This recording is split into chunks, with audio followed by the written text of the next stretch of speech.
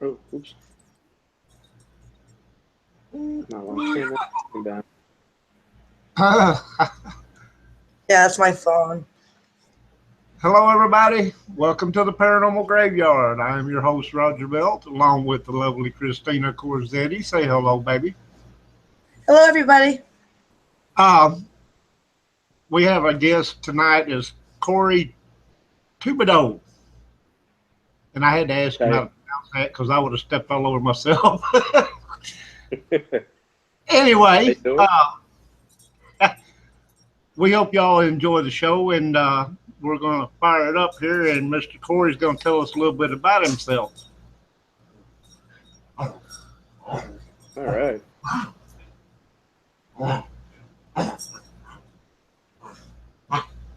Well, do you want me to start here?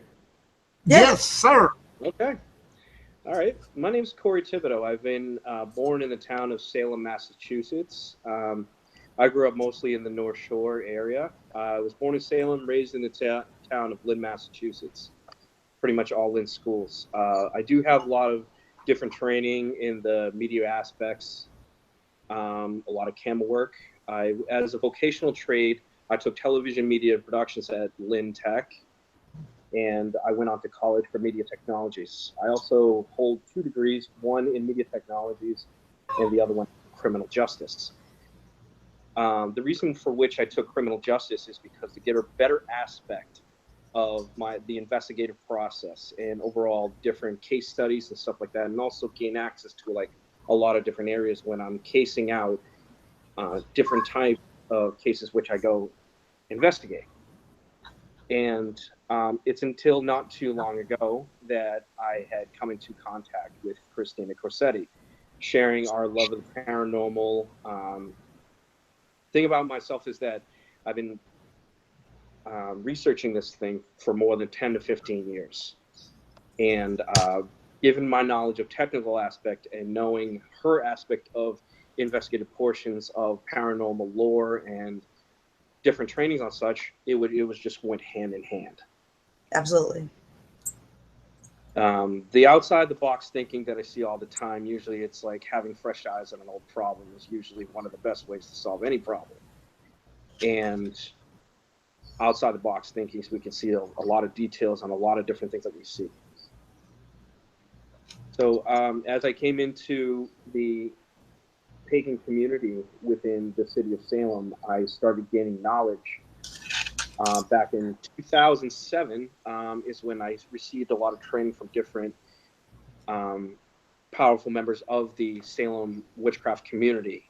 And I was ordained through the Lord and Lady of the Turnacker and Rose Church on March 20th of 2010. And what that church is that the Lord and Lady of the Turnacker and Rose Church is based upon humanity helping humanity. And I received that through Reverend Lori Bruno, and we did a lot of study up until that point. Ever since then, I've been applying knowledge and keep being more of a student into the occult to better understand the paranormal and supernatural world. I did start my page of the Dark Evangelist as a way to express that. And the fact that I've now been able to work with Christina Corsetti has brought me to even higher level of aspect of information in terms of that community. That's awesome. That's some good stuff. Hey, That's good. so what exactly made you decide to investigate the paranormal? What was it that said, Corey, you want to do that? You want to go hunt ghosts? Well, the one thing that see how you said hunt ghosts. The thing is that one thing when I was a kid, um, I never understood something. I would see these little tidbits and notice information that it would scare me a lot. See things I couldn't understand, and I became more fascinated. The fascination outweighed the fear in terms of how I would look at these things. And the more is that I wanted to understand them more. So the thing is that that's why instead of like, as you said, hunt them, no, I don't want to hunt them. Is because I realized early that these entities were people. These were people. These were things that we didn't quite understand, and the fear Right. controlled us to more like reject it. So hunt it because hunting something that means you want to kill it, and I didn't Well, want to kill it. I wanted to it's mainly an expression. more It doesn't understand mean it. that, you know. And I'm just as bad because I don't like to be called a ghost hunter. I'd rather be called an investigator, you know. Well, that brings you to the question of what's the difference? Exactly. What's the difference between a ghost hunter and a paranormal investigator? Well, an investigator is searching for, in my opinion, searching for the truth, which we all know what that is already. But a ghost Yeah. hunter is more like a thrill seeker. I think it's a person that, yeah, you are definitely right. It's more of a thrill seeker, but a ghost hunter is a person that is like a skeptic that is half in, half out, half in Yeah, wanting to, with the thrill of hunt, like yeah, looking for ghosts, but on the other hand, you still have the skeptic um, that wants to debunk it, that wants to, discredit what they're looking at. So the more the paranormal investigator wants to understand it and believes more in what they're seeing, rather as opposed to a ghost hunter just wants to debunk it with rationalization and non-belief in what they're looking at. Like well, you've got the great. I love skeptics. Don't get me wrong. I yeah. I was absolutely fixing to love say we all got to have a little skeptic, you know, them. to do this. That's good. Yeah, true. It's a great way to go. So that way, like if you're trying to look at something, you're automatically sub thinking. You're trying to rule out the possibilities of it being fake. You're trying to rule out like different aspects of it. You know, Like, am I seeing this real or is this fake or whatever? So you're trying to rule out the variables. yeah, and there's so many things that affect, like when you take pictures, you know, and a lot of people, everybody wants to see a face in a picture when it's not. You know, I don't know if I'll pronounce this right. Pareidoia I think that's what it is. looks like a Parado- face. Everybody sees the face Paranoia. because we're all meant to see faces. So you know, you're going to see faces where there really aren't any. It's There's a lot of pictures that I've seen, especially in my own investigations, that come back. See what's circled. You see what I mean? It doesn't make any yeah. sense to me.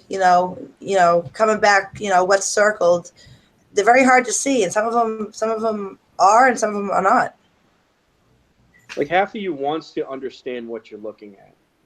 The subject of pareidoia is if you want to see a ghost, you're gonna see a ghost. Like you're Exactly. because your mind is telling you what to look for. Exactly. Another thing is that when you dream, here's the funny thing about when you dream, right? When you see faces within your dreams, the thing is that the brain cannot make up faces. It cannot like make them up out of fantasy and stuff like that. So the faces you see within your dreams, you've seen them at one point. You've Hmm. seen whatever it is at one point. So it's your actual subconscious's memory that is replaying this and using it to a different end than what was initially transcribed when you first saw the face in the first place. So in terms of pareidoia, when you go to look for um, any abnormalities when you're taking a picture, like is that really a ghost? In the back of your brain, you're pushing that fact. Let it be a ghost. Let it be a ghost. But it's not.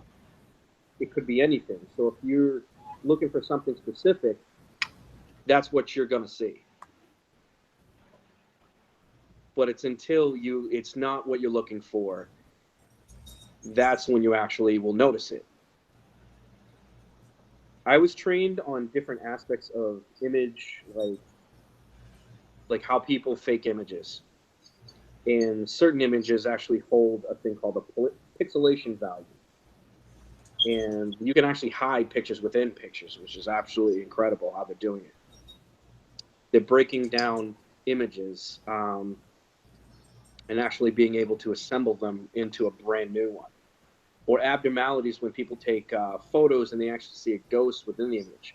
These images can't be faked at all. Yeah. It's incredible because unless the person that was there experiences these things, like we have one on our site. We actually have one of the most best pieces of evidence we've ever actually acquired is the time that we went to the Hockomock Swamp. That is by far my favorite image. It's the picture. It's cool as hell, is because we have a lot of reference points to that individual image. Ironically, it is a picture of me, and I look totally bewildered because I had no idea that the picture was being taken. So I turned around, I was like, huh? And then bam, that was the photo. So it was taken around it was really early in the morning, 5:30, 6 a.m. It was like between 75 to 78 degrees, so there was no like reason to like any smoke or anything, any steam coming from our breath. So there wasn't any moisture in the air. So there was no reason we were trying to rule out a lot of variables, like I said. And what ends up happening is that there's some sort of mist that blankets the whole photo. And within this mist, we see faces, like faces to my left, middle.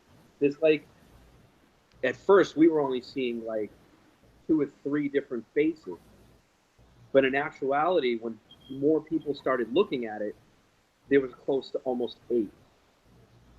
People started noticing like 8. So Is that where we went to Taunton? yeah, no, that was not. That wasn't Taunton State. That was actually the Hockomock Swamp. Okay. All right. Taunton was a little weird. Taunton State was just incredible what we were seeing around there. We were seeing different things called the Devil's Forks. You ever seen one of those trees Oh yeah. that come up like it comes up just straight and then splits out like a V at the top? And the thing is, there's no branches, there's no nothing. It just comes up and then splits up like a tree like that. Yep. So I remember seeing those too. lore says that if you see those two side by side, they're supposed to be like a little portal. We were seeing different points of that throughout Taunton, and what was weird is that we found a very weird like circular structure between 2 of them. And I'm not sure if we actually did get an image of that at the time because we were trying to move so fast. That was one of the things that was interesting to see. The location that we're mentioning is Taunton State Mental Institution. It is a 200-acre facility. It is an active facility. It's a very large place. The fences themselves look like something from Jurassic Park. They're huge. Now that's when you were seeing the shadow people in the forest, correct? Taunton? No, that was actually Hockomock. Oh, that was okay. The shadow people. Yeah, the shadow people Christina was referring to is that during we were finding different trails. One of our friends that was with us during that investigation. We were going out through different trails that were leading in and out, and what was bad about one part of the trails is that I started noticing some sort of figure that was darting in between different trees, and it was following us. And then not only me noticed it, Christina started noticing it, John started noticing it, and then John's wife started noticing it.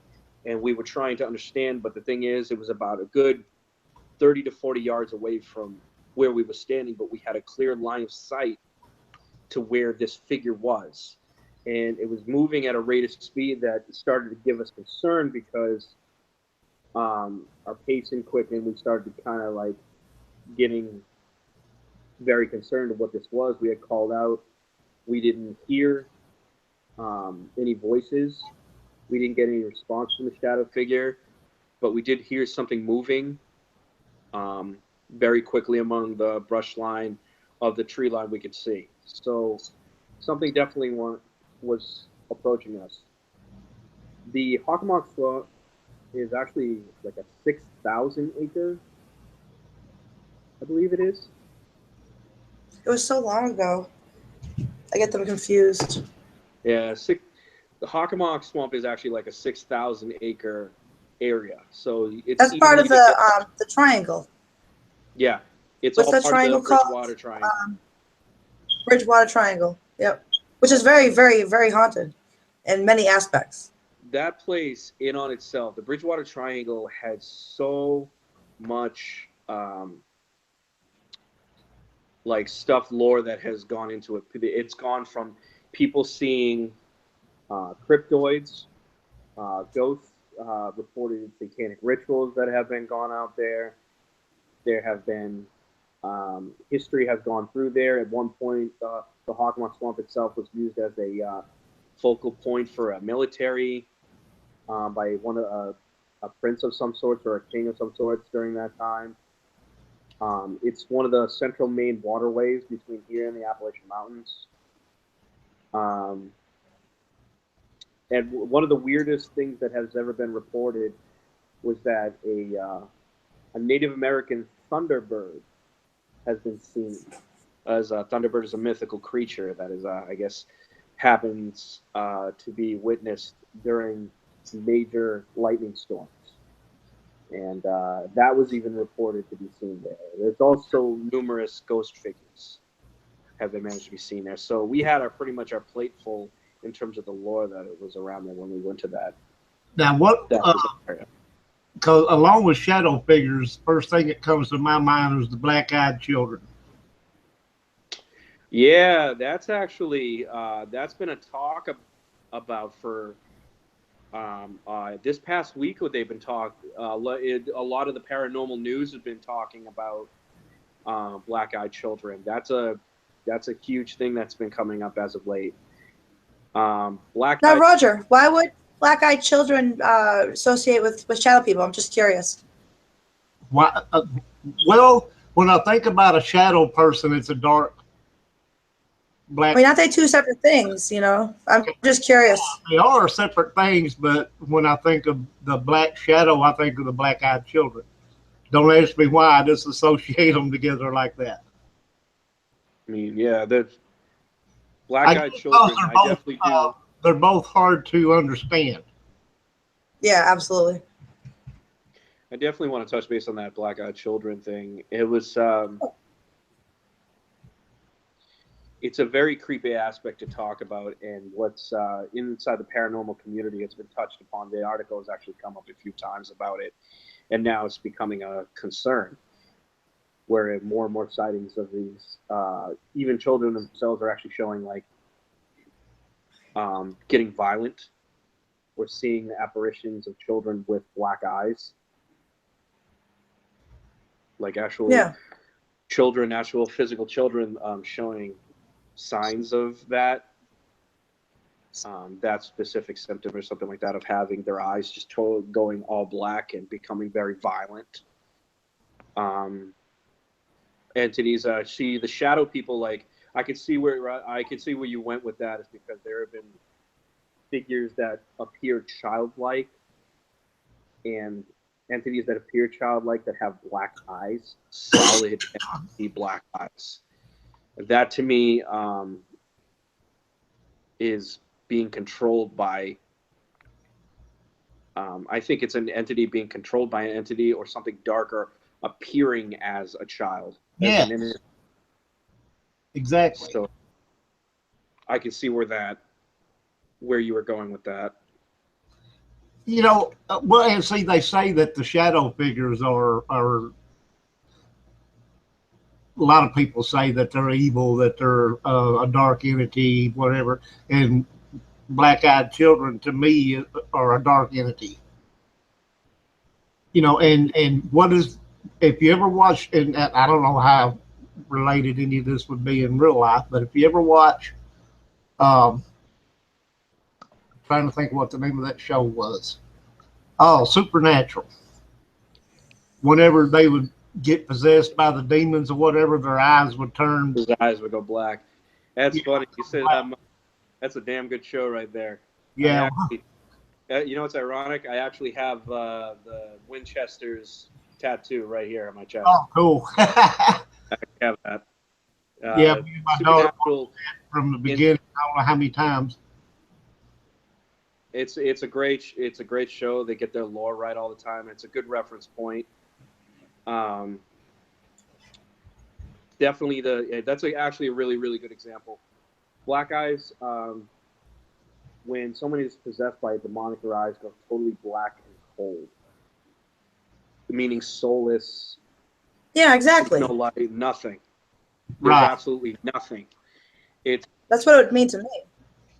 it's usually, you know what, if you see an entity that is like a childlike innocent entity that is controlled by something, or it's a construct of a darker entity that is controlling, because a lot of demonics have the preference of going and disguising themselves as an innocent, mainly childlike. That's why Yeah. it's an association to fear of hearing a child's laughter when it shouldn't be there. Well, also, Very, because people think like we're hearing like a little kid laugh, uh, the sound of a disembodied laugh that sounds childlike is very, foreboding, and people get very nervous. they will use a child appearance to, uh, especially if there's a female investigator on a team who is a mother, Yeah, because that. that motherly instinct's going to win out. Yeah, And say, "Oh, look, it's just a child. It's just a poor little baby." You know, yeah, they'll play on the motherly instinct.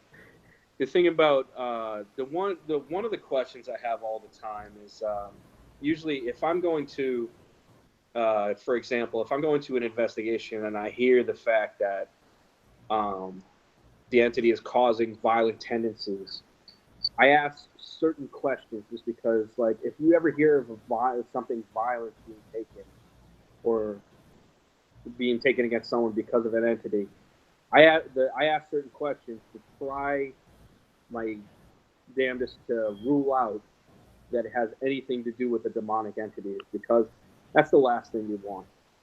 And people actually are quick to kind of dismiss it as a demonic. Oh, it's Yeah, probably a demon, absolutely. and They it are quick becomes to kind it. of very, it's easily dismissible, and you really can't say something like that. See, to me, that would immediately cause me, like, that's not a demon. Like, immediately association with a benevolent spirit to a demonic entity, and they're totally two different things.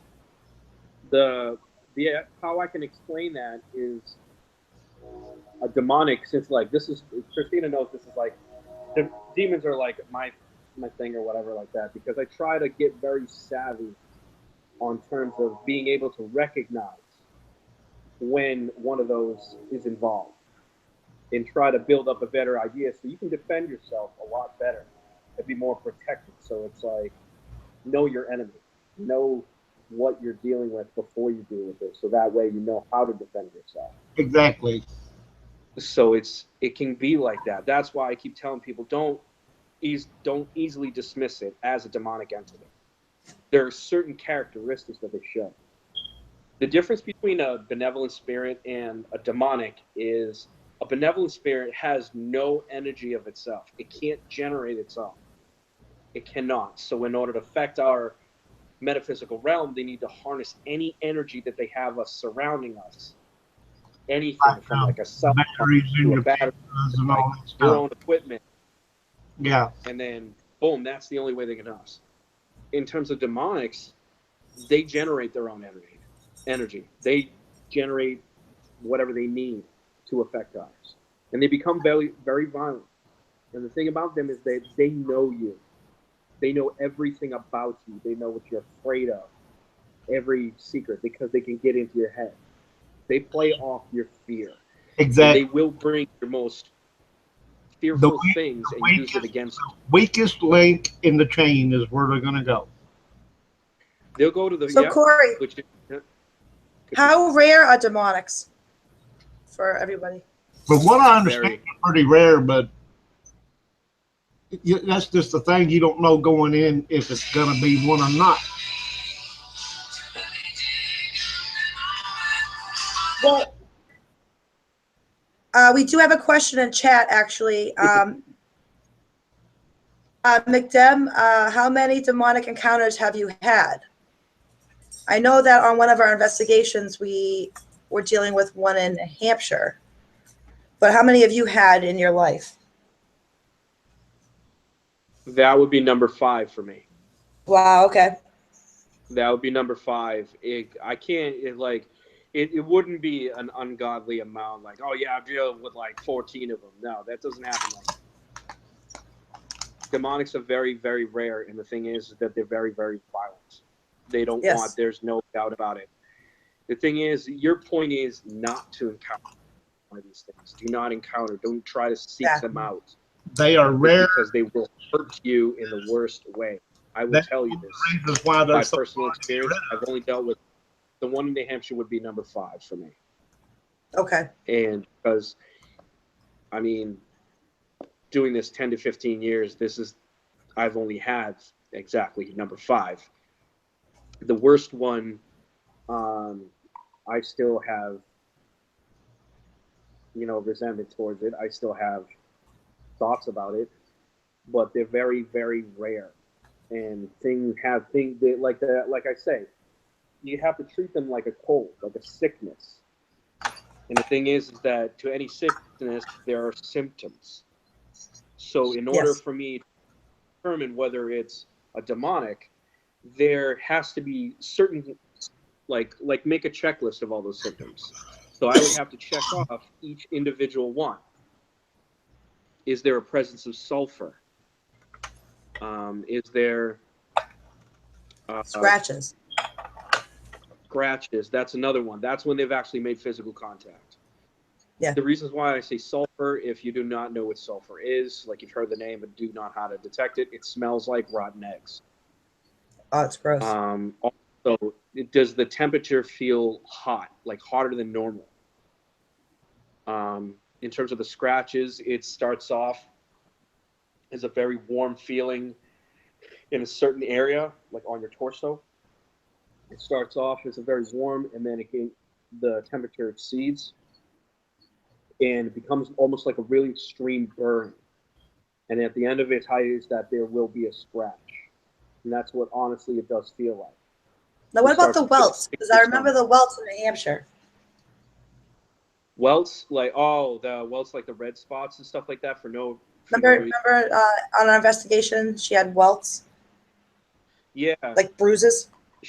yeah, that's another one where they haven't broke skin, but it is definitely somebody. She had a welt on her that was in the shape of a hand, like actual, like 3 fingers.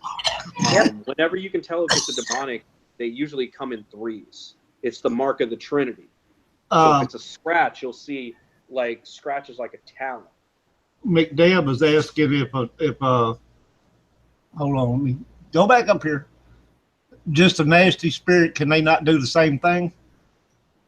Not to that extent, because of the only Yeah, way they no. could is that if they have to really, like I said before, they actually have to harness a considerable amount of energy in order to affect our metaphysical realm.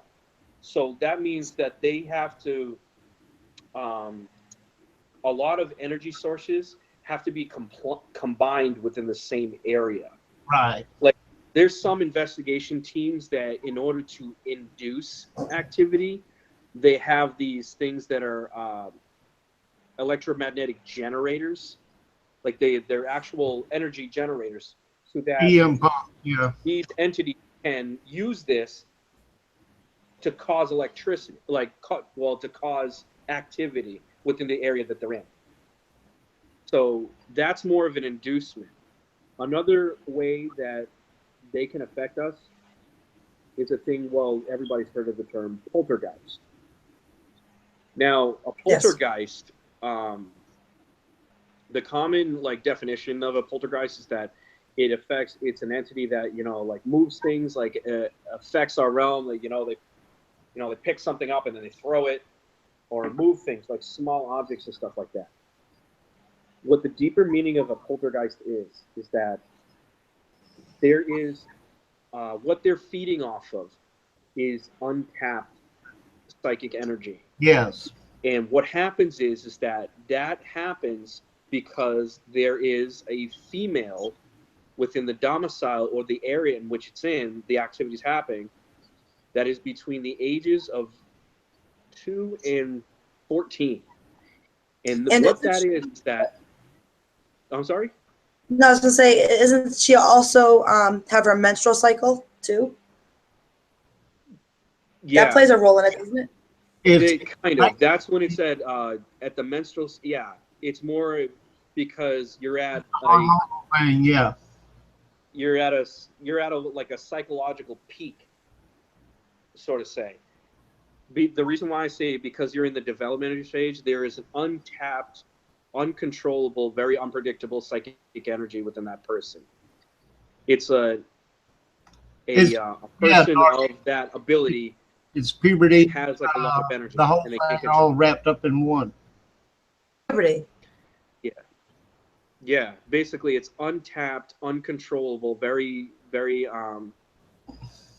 It usually happens whenever you have a female going through the puberty stage with a lot of pent up energy. That's like stuff that's built up, and they just hold on to it and hold on to it until it leaks. It's very unstable energy that can be tapped on, and it's kind of what like they do is that they use till it leaks.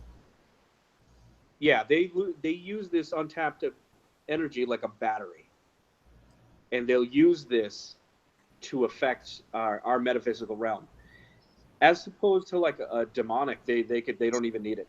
That's just like putting ketchup on fries. They come into this realm fully charged. Yeah. Corey, I actually have a question. Sorry, I didn't mean to interrupt, but I actually have a question. Because I saw it in chat. I don't know who said it. It's McDeb. She said, I've been pushed down the stairs out of jail. Well, my question would be, isn't that an intelligent haunt? Yes. For them to be able to actually touch you? Yes. Yeah. That shows a sign of intelligence, just because residual will walk. There is active and then residual haunting. There's that shows more of active than residual, because active is one that's gonna that physically is showing intelligence, and it shows intelligence, but it wouldn't be a poltergeist. Not necessarily. Not necessarily. They drain so much energy to be able to push you. Yes. That's a lot of energy. Yes. They're using, you know what's funny? If it's a jail, I would think it would be emotional energy. Because you have a culmination of a lot of people in there that are at their emotional peak. So that's going to create a big kind of area of that type of energy itself, because you have a lot of emotions that are running high, and that does create a good, battery of sorts for these entities to do that. For somebody to get pushed in a jail, inside of a jail, then a jail is a perfect example of an area which can generate a lot of emotional energy that can be tapped. Yeah. Everything operates on it. Now this is an abandoned.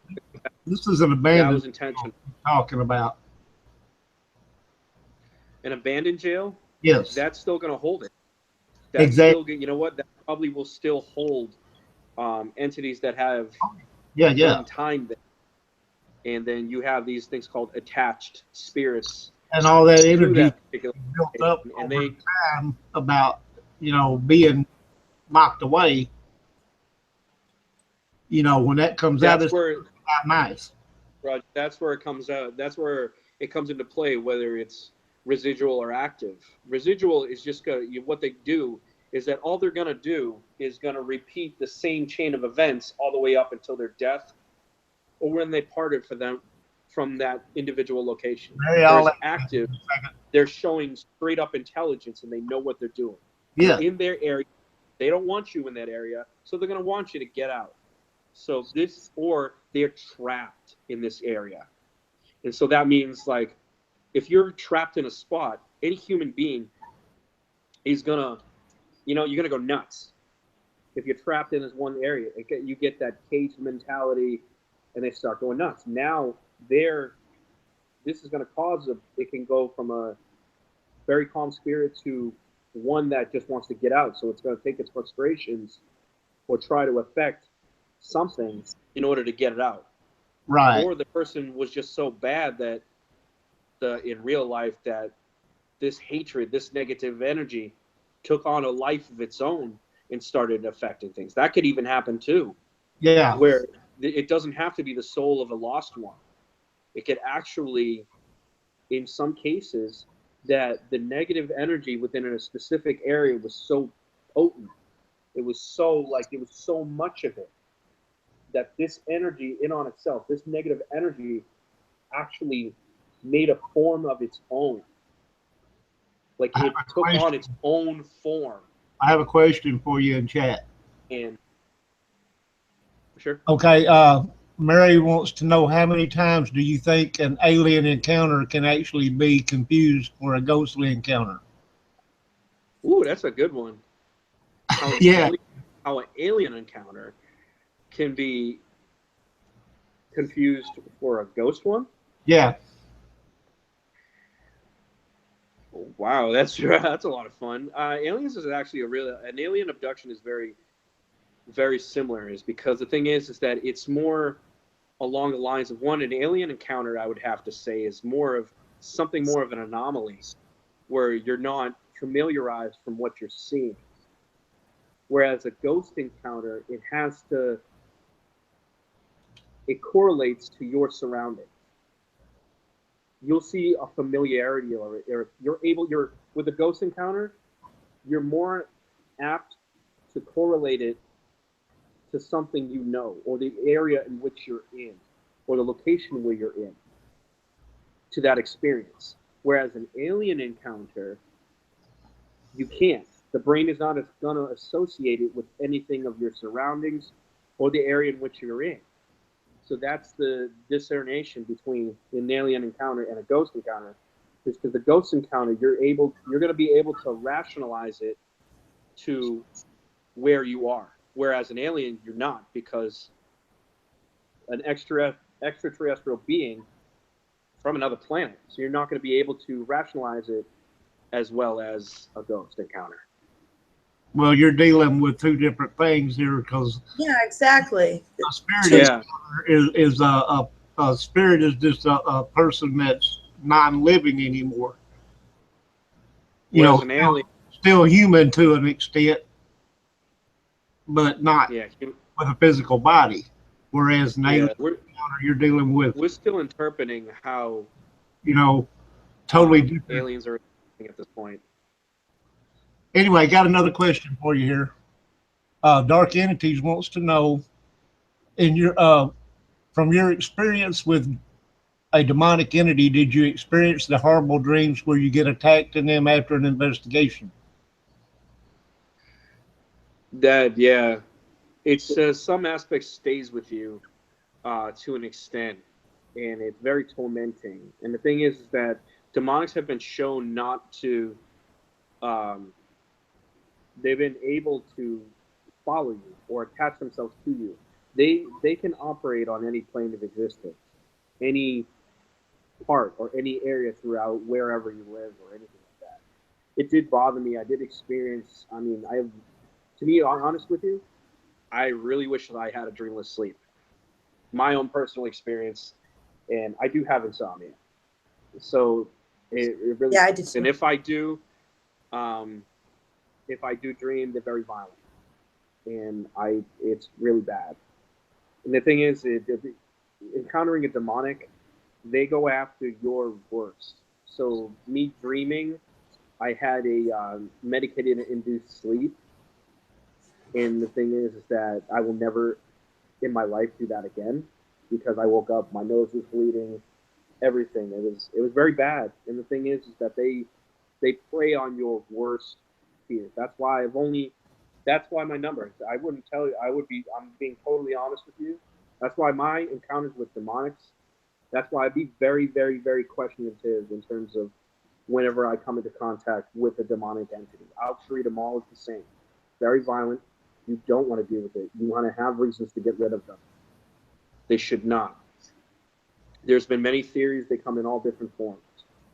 Demonics can come in any single form that you could possibly think of. So, I mean, dreams interpretation, I did take a really great amount of study for that um, during my training before I got ordained. Um, you want to really pay attention to your subconscious dreams. Is because when you have a nightmare, the coolest thing about nightmares is because when you have one of those, that means something or someone is trying to communicate with you. Is because that's when your little antenna. Everybody has like a little psychological antenna. Well, this is a nice little example. See my little pen up here.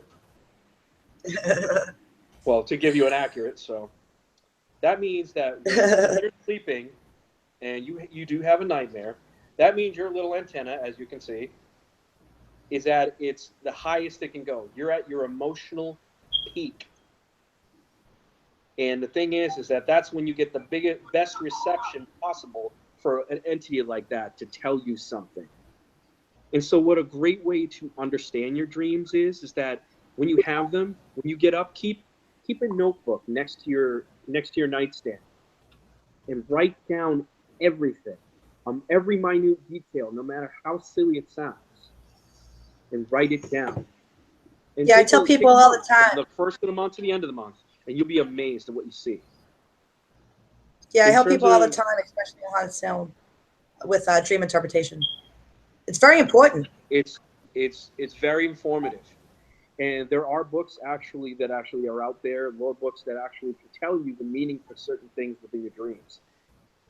Like I said before, the thing about faces is that your brain, your subconscious, cannot make up faces. It can't make up the fake face. There are no fake faces within your subconscious. They are faces that you have seen at one time in your lifetime. It could have been 9 years ago. You could have seen that face 9 years ago and it will remember now. But it will put that or distort it in a way that your subconscious has stored it. It's like you take that your brain is basically like a storage of files and it'll grab certain things. We are still trying to understand why the brain does that. But in terms of a demonic, it can be they will prey on your subconscious and it can become very nasty. So what you do is fortify yourself subconsciously by knowing how to understand them better. Corey, I actually got a question for you. Going back to the dream thing real quick. You ever have the dreams where you have this person that you know it's a certain person, but they don't look, it represents that person? Oh, I see what you're saying. The thing is that Yeah, it looked like that person, consciously, is different, but it represents, but you know it was that person even though it didn't look like him. Why is that? but the thing is, okay, all right, let's take for example. I got an idea. The thing is that let's say I'm looking at like I have a dream. You're standing there, but what my subconscious is telling me, it's not you. It's actually Roger. But, but It looks like me. it looks like you, but it's Roger. But the thing Exactly. is You that know it's Roger, but it looks like me. consciously, I know that it's Roger. I know it's him. But the thing is, I'm not looking at him. I'm looking at you. You're standing there. Exactly. Why? Physically, you're Exactly. standing there. That's what I mean. But what the thing I is, have those all the time. everything. You know it's like I would know that it's him. It's him. But the thing is, your eyes are lying to you. Yes. Up here and up here, that there is like that little spot in the middle that is straight up lying to you. That is the birth right there of called subliminal. It's subliminal messaging right there. That is the actual feeling in on itself right Okay. there. It's the thing is that you know what you're looking at. Like your eyes, you see that, your brain processes that. But then another subpart is the fact that you're getting the feeling that no, that's not them that's standing in front of me. It's something completely different. I was just curious why that happened. It happens to me all the time. I don't know why. Because it's two different things they're trying to process. It's trying to tell, maybe it's trying to tell you something. Yeah. That this person is not who they say they really are. Oh, I never It's thought. masking something. That's why sometimes entities disguise themselves as something else. Like What you're seeing children. is not what it really is. A lot of You're seeing, entities. so what they do, they'll take the form of something you recognize. Hmm. Like a bad, nasty demonic could take the form of your mother because you know what your mother looks like, but that's not your mother, and you know it's not. Exactly. It's intuition and instincts. Your intuition and instincts are telling you that that's not your mother, but it's your mother standing in front of you. Exactly. See what I mean? Yeah. All right. Well, we had another question in chat. You know, being the lead investigator in our team spot, I know that we don't really do a lot of ghost box. You've dealt with ghost boxes in your experience, and if so, have you ever heard alien voices come out of the ghost box? Not really alien. We don't get. I've had a good amount of experience with them, thanks to the paranormal group that we're now associated with, which is really cool.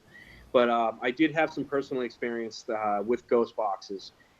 Ghost boxes operate on white noise. It's that really unformed, kind of balanced kind of um, noise that we hear. And the thing is that they operate there. We have come to understand how entities are communicating through that sort of medium right there. So my experience with a ghost box is that we conducted an experiment where we connected a set of headphones directly to the box itself to see, and we also like blindfolded um, the person so to hear if so that visual impairment was there. So what happens is that they take away a sensory organ and they allow your hearing to become a little bit stronger. So that's how it kind of works. So what I ended up experiencing is that I was asked to see if I could hear something beyond the white noise or something through the white noise. And to be honest, I did.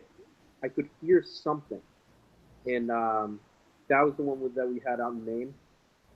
Up in Maine, I was just gonna say. I With thought you were COVID, talking about yeah, Maine. I, Yeah, I thought we were talking about that was Maine. that experiment, and I both of us had tried the same experiment and had different results I heard ET because we on there hear one time. You heard what? what. I said I heard ET on there one time. He kept saying phone home, phone home. Well, a lot of with my ghost box experiences that I've had, usually you get the white noise and then it will stop and come out or say your name or say a word or something like that. But to hear the noise with the word, it's hard to hear that because all I hear is shh, The and that reason shh, how that does it's that, frustrating to me. That's why I don't deal with the ghost boxes, is because that noise bugs me. the way it works, how the noise works is how a ghost box functions is that it's an apparatus that rapidly scans um, um, Radio station. radio channels. And what it does is that it goes at such a rapid speed. It's like it goes very, very, very fast. And what it does is that it creates that effect, and what it uses different parts of radio stations to come up with words. And when asking during one of those sessions, you ask for very, very basic questions, and sometimes the responses are incredible. Like there'll be direct answers or direct names, like, "Hey, what is your name?" And we give maybe 5 to 6 seconds for a response, and then there would be a period of so much flurry of activity, and then nothing. And it could Yeah. be 45 minutes to an hour before we even hear anything. It could be Yeah, and 3 you're hours. listening to that noise, and that noise And just gets to you after a while. It gives you a headache. the experiment itself was allow us to try to extend beyond our normal range of hearing to see if we could hear something. The thing I was hearing in my experience was um, I could hear something beyond the noise, like something was trying to push through and like separate just to get enough to say something. That was what I was hearing, Yeah. and that bothered me a lot. That it was trying to push its way through the noise to say something, like this to visualize, like you were trying to push away just to say something, and then it would close in around them again. So that's what it felt like. Someone was trying to push over it. The three different things I heard was one, I was hearing a pair of people fighting. One of them was a female voice, like screaming at the top of her lungs, like trying to be heard. And then a third was just yelling, just straight trying yelling something. But it was very unlegible. But the first one bothered me because I could. It was as if the two were not caring about like the initial event. They were just arguing, like two people That yelling reminds me back at like each other. the EVPs in my house.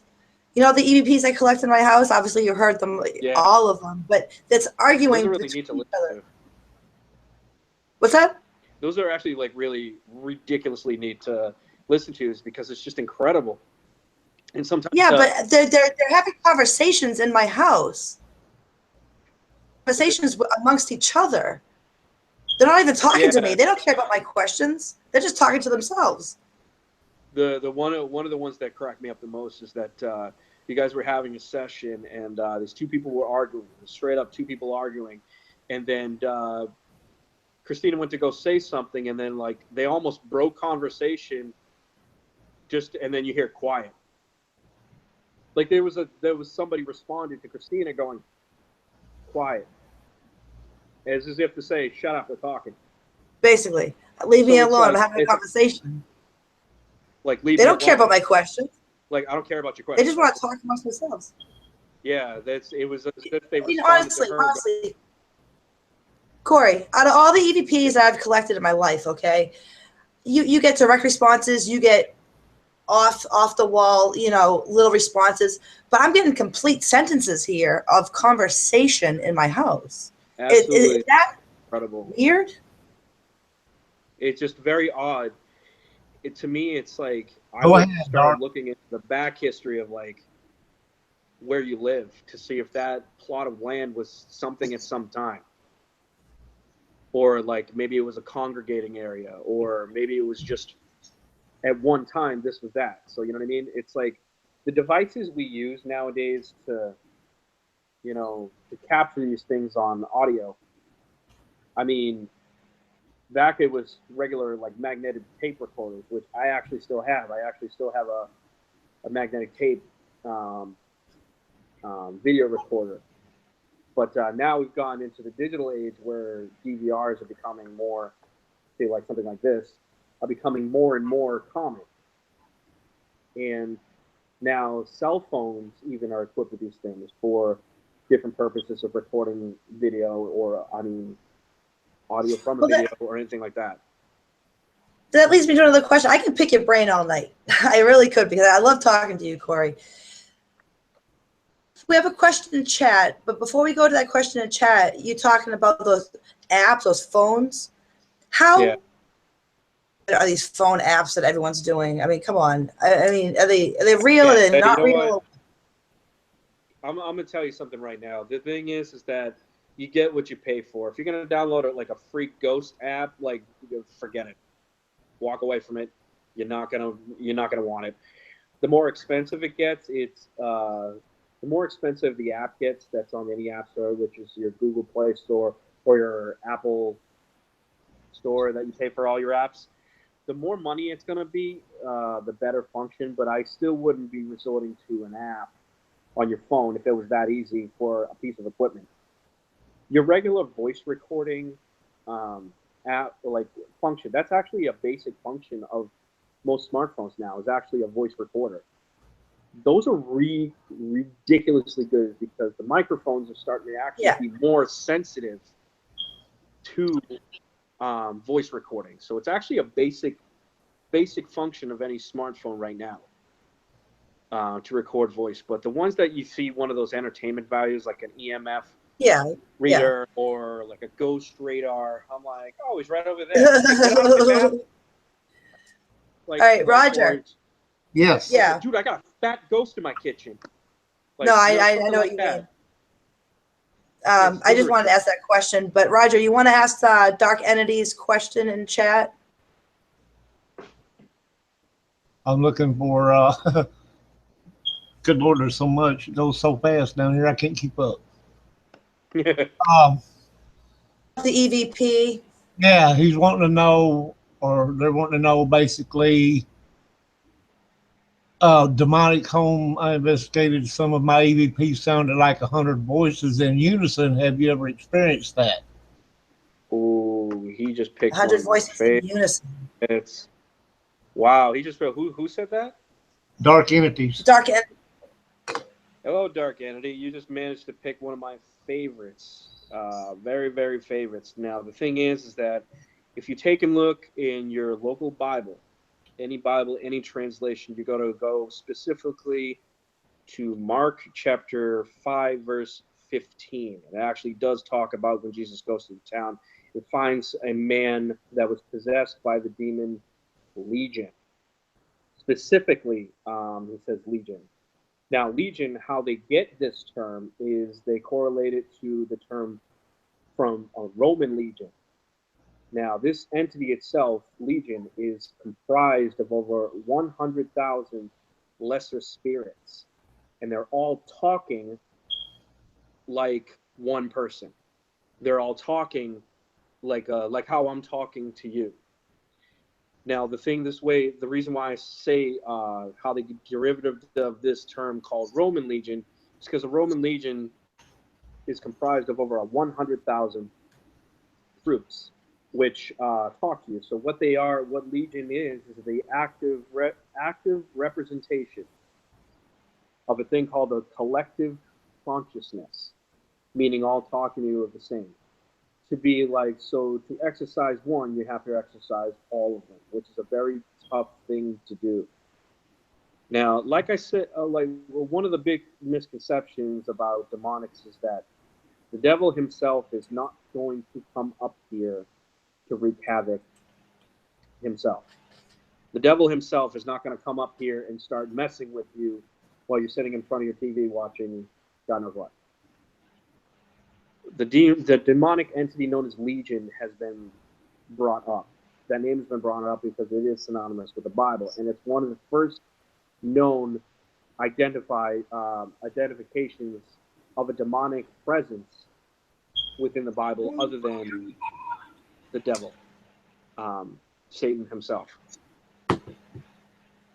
So, ironically, it's really funny. Mark chapter 5, verse 15. 5:15 is actually my birthday. And it's funny how that works. So, I actually I took a liking to this. One of the if you guys have any questions about like symbolism for that matter, I have some really good stuff on that. This is why I hold demons as my like a favorite one of the famous subjects of occult lore to talk about, is because it's like the more you know of these things, it's a way to identify them, to spot them, to understand them more for reasons and with. And so that way they have lesser opportunity to hide within normal things, because these things can disguise themselves as anything or incorporate themselves into things. That's why you know what to look for and how to understand them. The way to control these things is to know their name. Once you know their name, you have binding over that specific presence. So that's why, what is it's Jesus Christ's first reaction to that demonic entity. What is thy name, demon? And its response is, thy name is Legion, for we are many. Okay, So it's like, if you're a Mortal Kombat fan, look at Cabal. That's exactly what he is. we have a question here from Lori B in chat, wants to know what each of our feelings are from kinetics. Kinetics. Kinetics. Well, the thing is, kinetic energy, on itself is just, it's kind of like a domino effect. It can be synonymous with almost like a butterfly effect. One thing leads to another. Kinetics are just waves of motion. A person can cause this to happen, then that person causes this to happen, and it's like a chain effect. Kinetics is basically almost the study of motion. So if you had, just an example here, if you had, let's say you had 3 or 4 psychic mediums in a location that's extremely haunted, and each one used a different ability, it would start a chain reaction. Is that what you're saying? No, not like that. The thing is that a medium is a person that allows an entity to kind of like that. Yeah, that's another big old misconception. To actually, sorry, pause on that point. A very huge misconception is that there is a difference between a medium, a person that's an empath, and a psychic. Actually, believe it or not. A medium actually is a person that allows entities to use them as the go-between to communicate. That's what a medium does. They allow themselves to be inhabited by an entity in order to communicate to their loved ones or something else.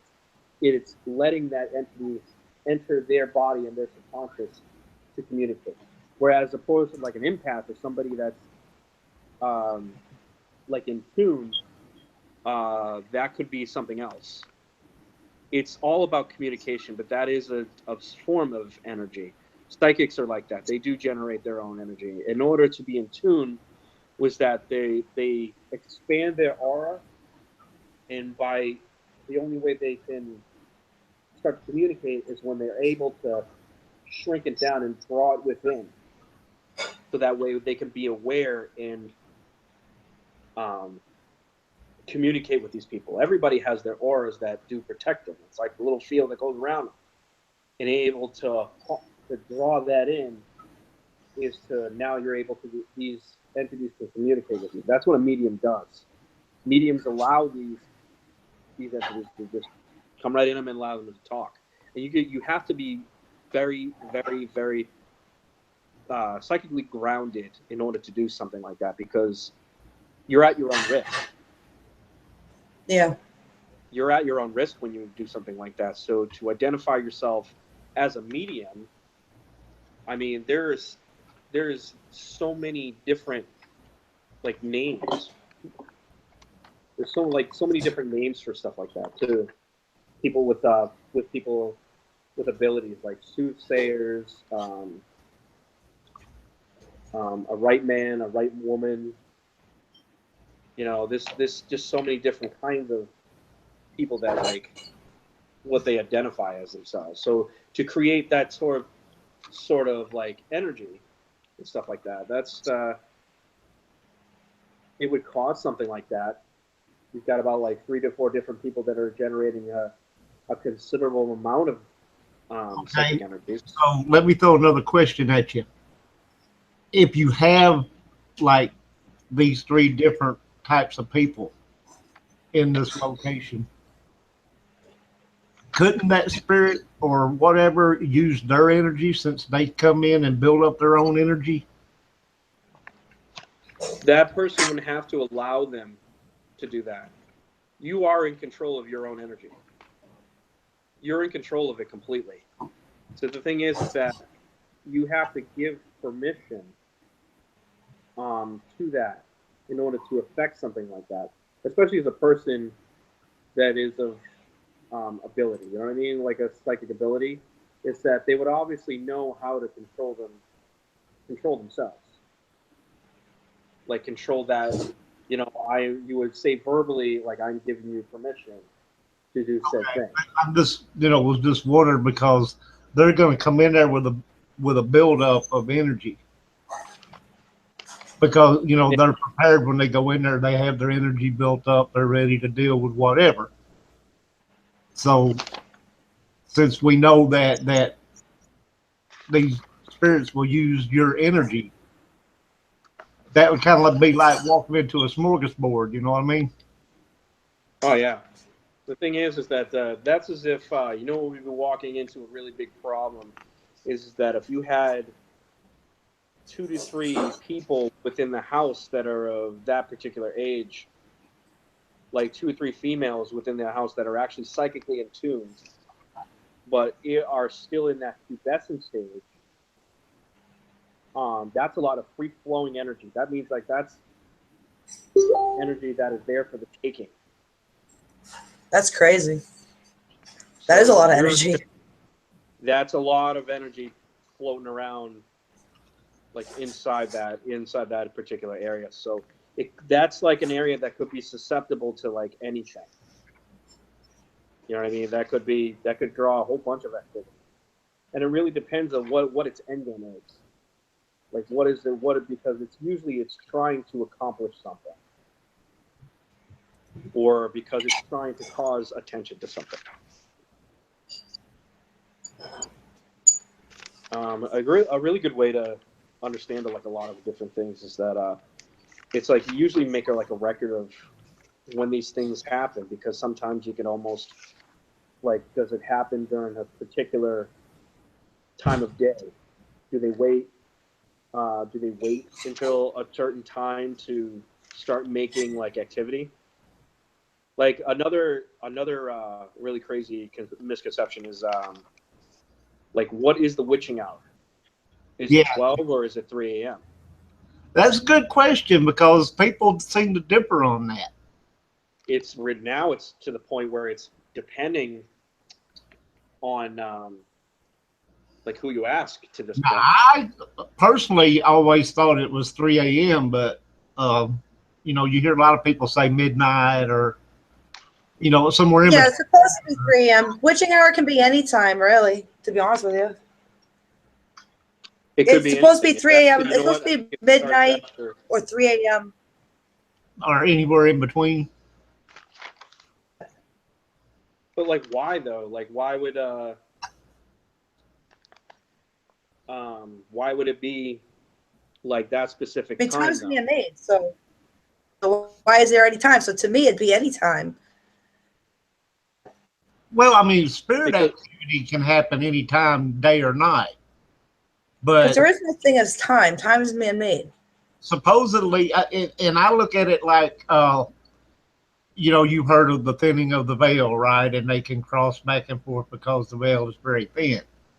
It's usually around, it's October. Like, so I look at the witching hour the same way. I guess that's the time when they are most active, supposed to be most active. Yeah.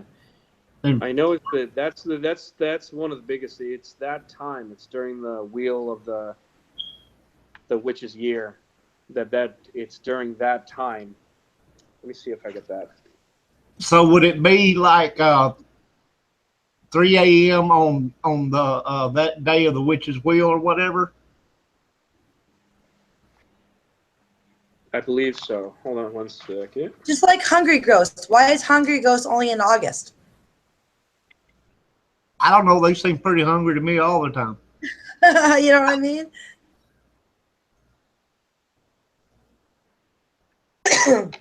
It's also Moon like phases, they moon correlate phases with and different solar seasons of the flares. year. Yeah, dark. It's because of, What is her name? Trish.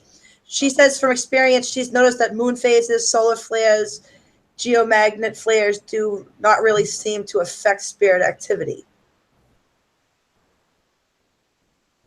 usually are between Yule and Samhain.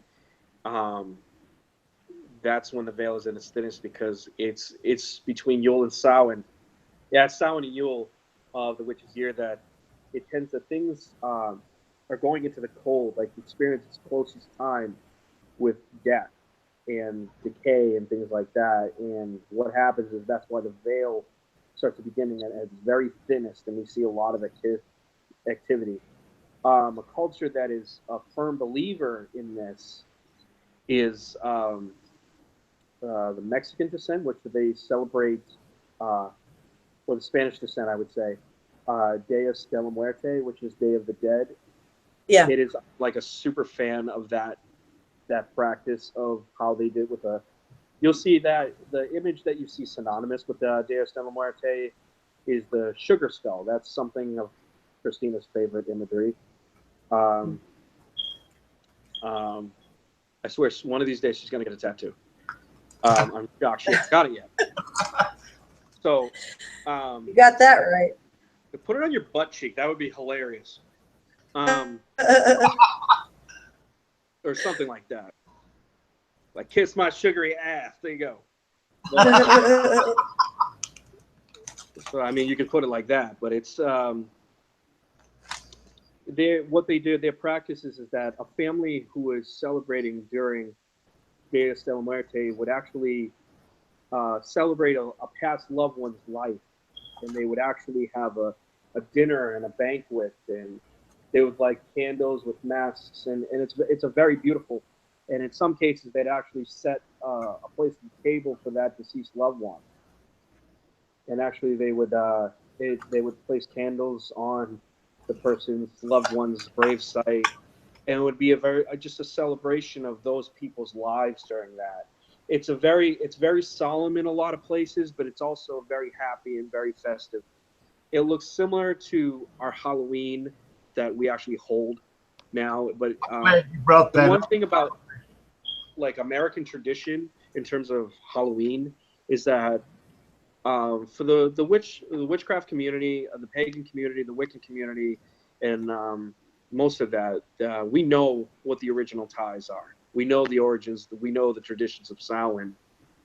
But a standard like common core American that doesn't practice that sort of religion would not know. They just associated the spooky masks, getting candy from different houses, having parties and that thing, but not knowing the true history of the holiday in on itself, why it's like this, I why was going is it to ask you, spooky.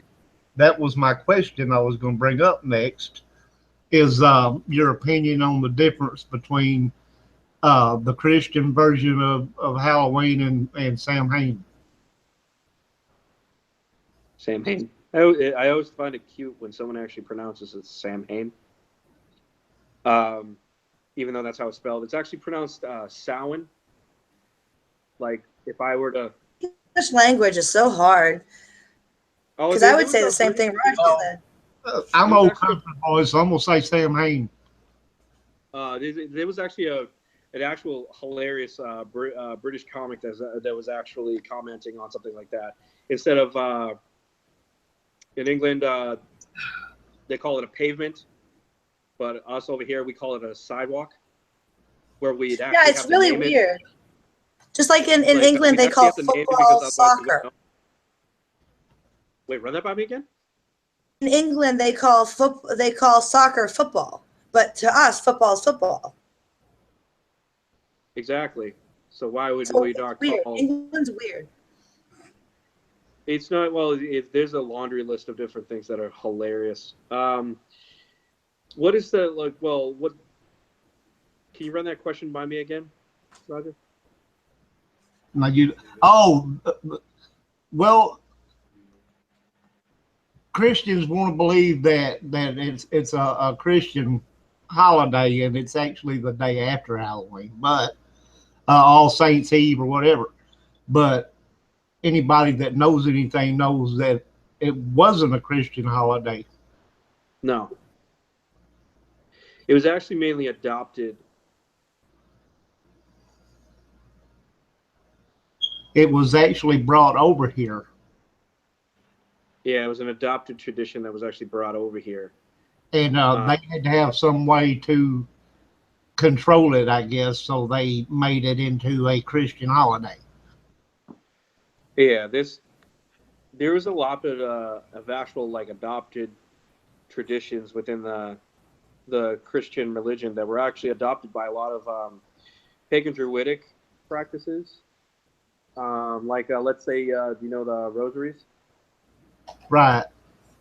Rosaries was actually an adopted tradition by pagan druids called a circle of stones, and it was very, very, very similar in practice. The way it was set up, it's basically if you take a rosary beads, the part where the Virgin Mary is right at the cusp of the first, like the neck loop, and then when you go down, you see the crucifix itself. It was those were stones themselves. So the practices on both religions were very similar.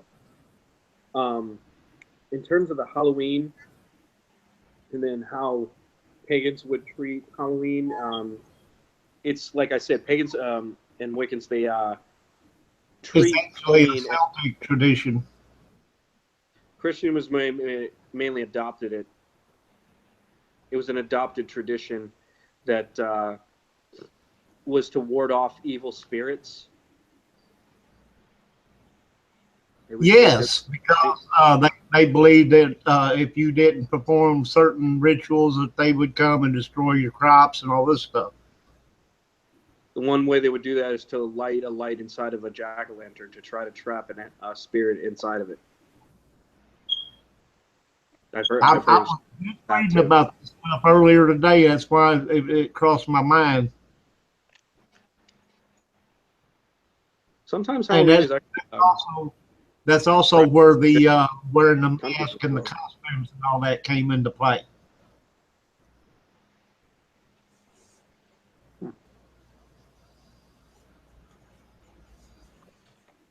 take a drink, anyways.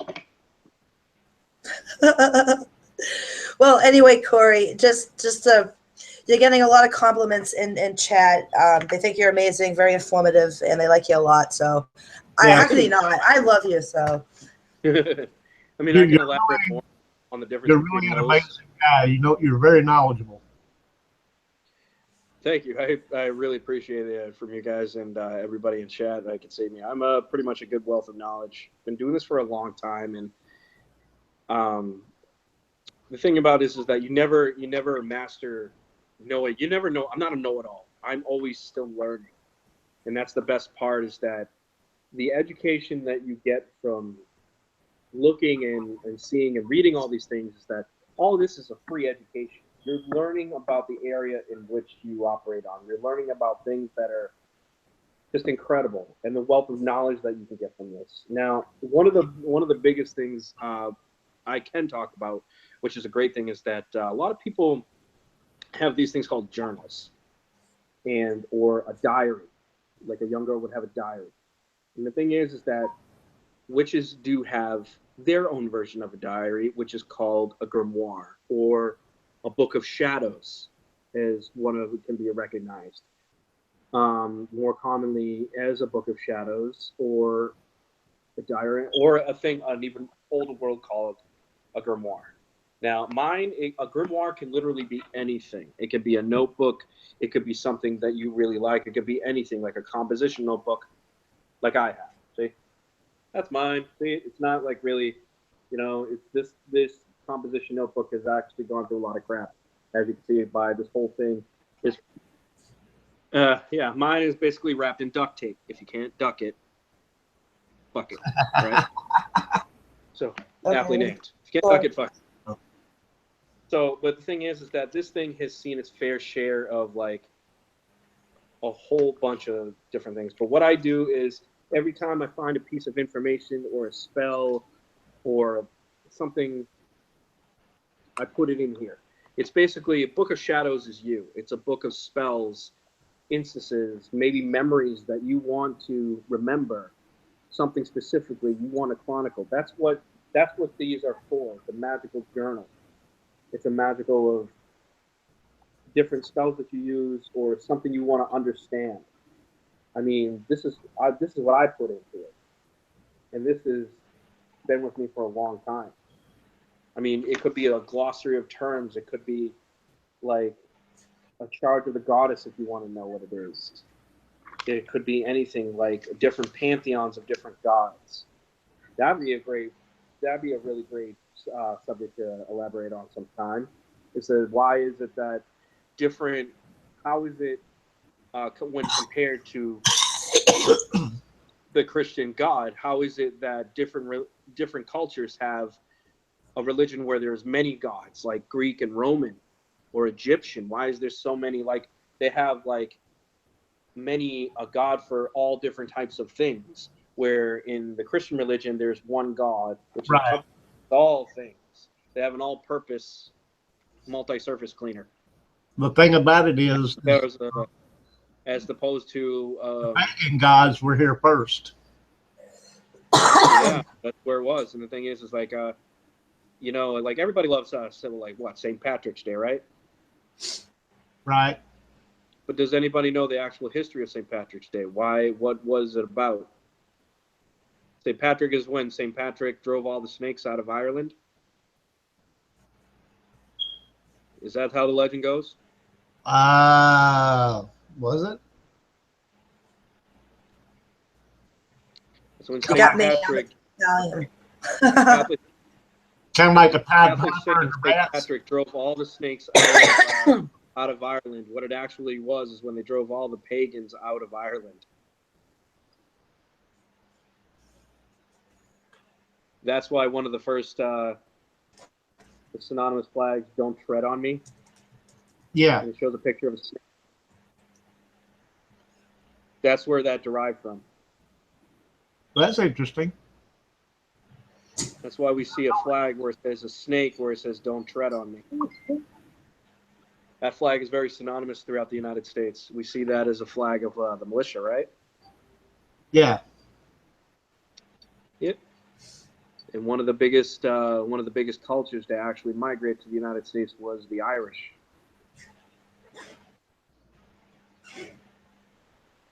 Other than Italian and all the rest of them. It's another way. I mean, I can go on for like a long time, like talking about different aspects. So it's like the questions you guys have been asking are really, really, really awesome. I mean, like I said before, the reason why I know these things is like it's just that thirst for knowledge, it's that question of why. The almighty question mark as opposed to question everything around you.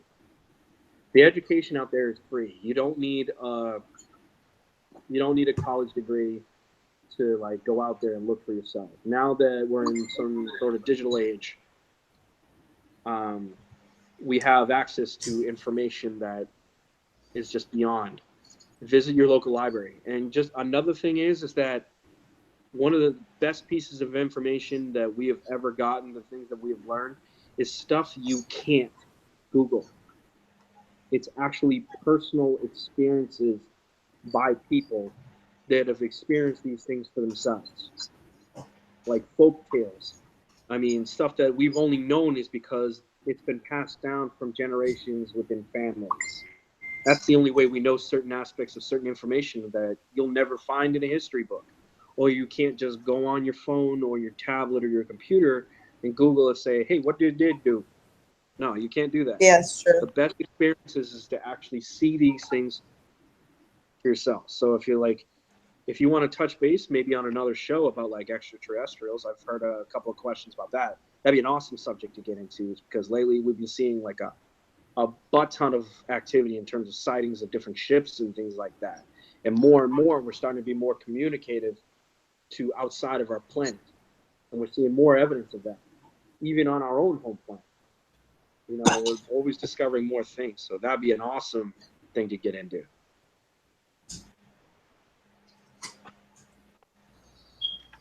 Questions?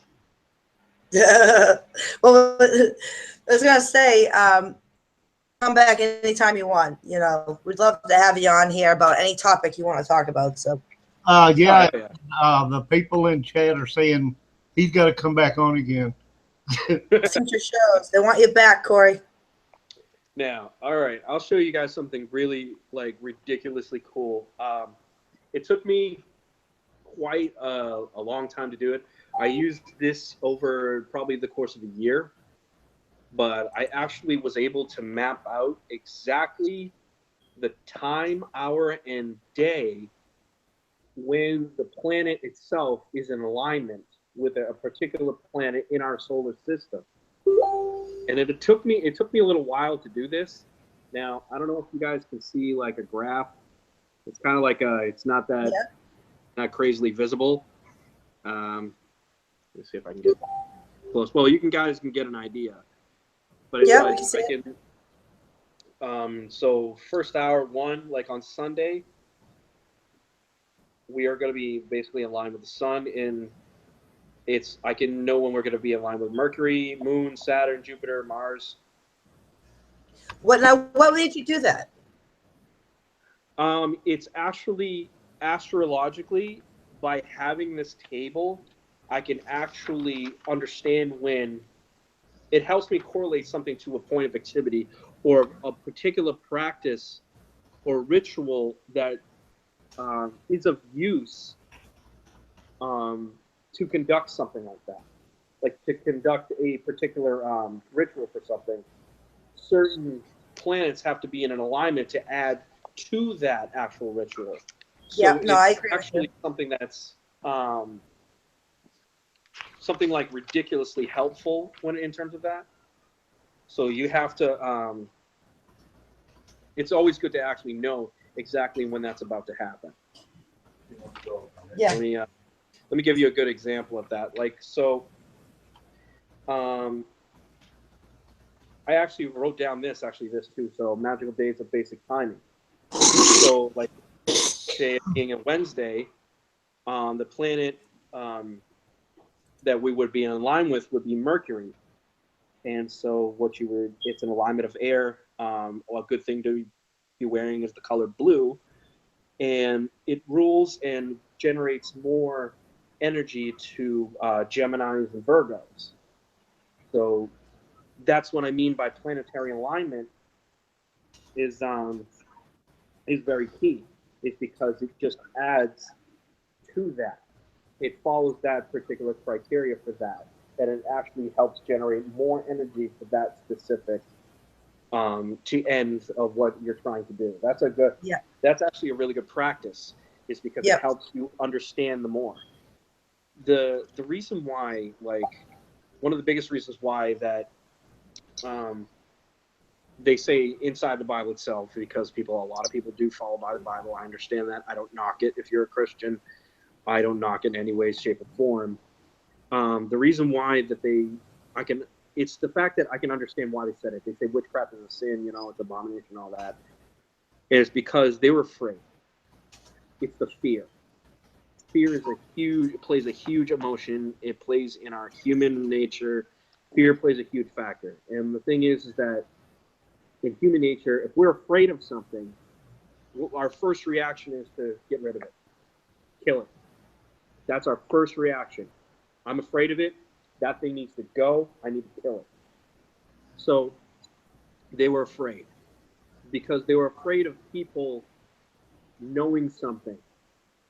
It's being a witchcraft practitioner is being able to be more connected to your surroundings. It's knowing this, like why it's knowing things, knowing why like it's a particular, why is it cold outside? Why do you feel more in tune with nature? Being knowing why things are. Imagine, okay, how's this concept? Imagine, there's that saying that it's a Christian saying where they say God has a plan for everyone. But imagine if you knew what that plan was. Instead of trying to discover it for yourself and just believing it, what if you knew it and knew how to change it? Yeah. That's what they were afraid of. It's because being a witchcraft practitioner, you're able to affect your surroundings. And to be a witch does not try to control something. You never want to control energy. You want to channel it to where you want it to go. So you have to treat energy exactly like water. Like I'd have to quote Bruce Lee, be water, my friend, be formless, flow with the energy.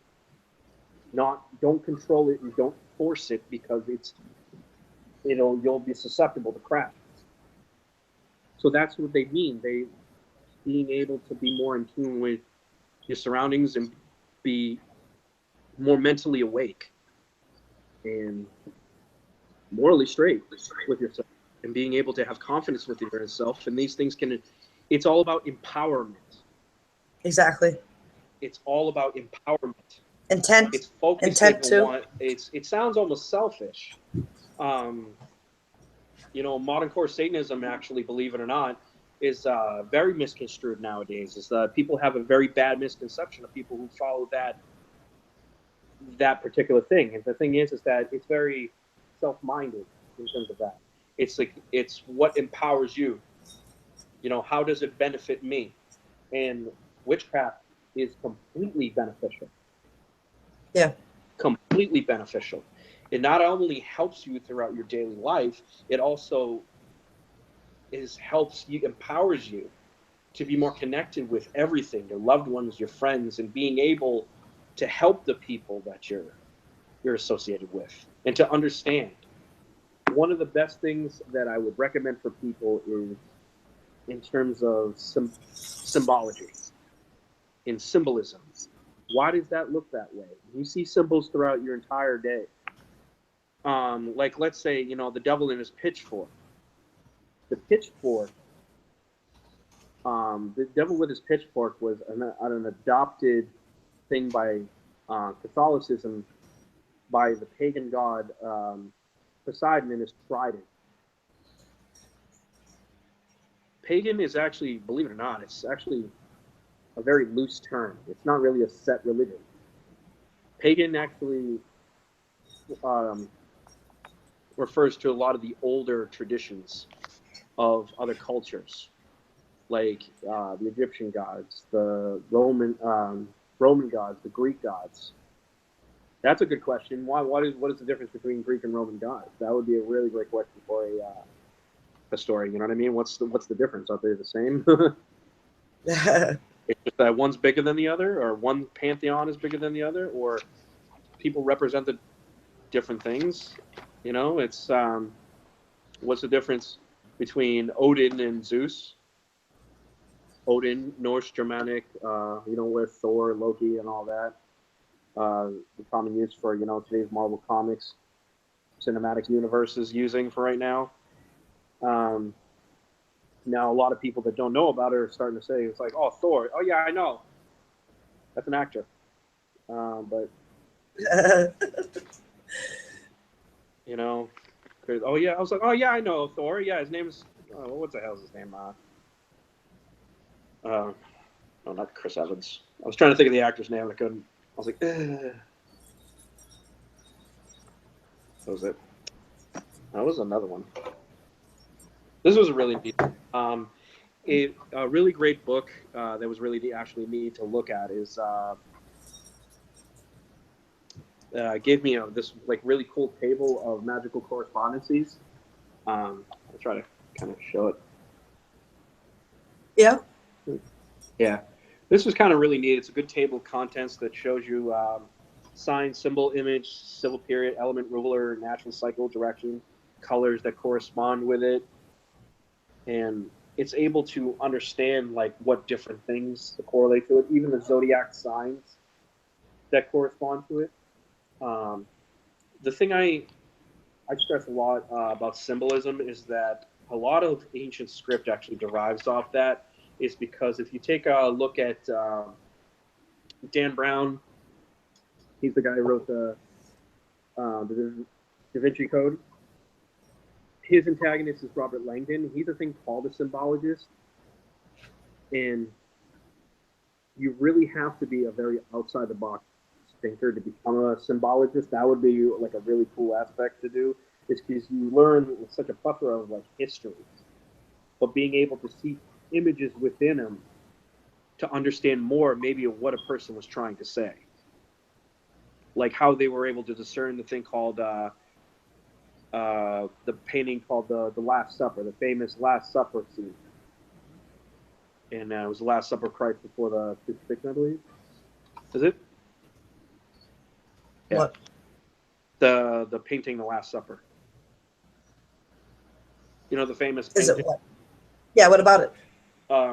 How they were able to see that they were able to scientists were able to break it down, the image of itself, to see what there is symbolism between Mary Magdalene and Jesus Christ, or was it someone different completely? And then it's very interesting. There's a lot of information, but my point is that it's a person that's a symbologist, or seeing hidden symbolism within a picture, and able Okay. to understand the culture that corresponds to it. So I mean, you get such an education with that as well.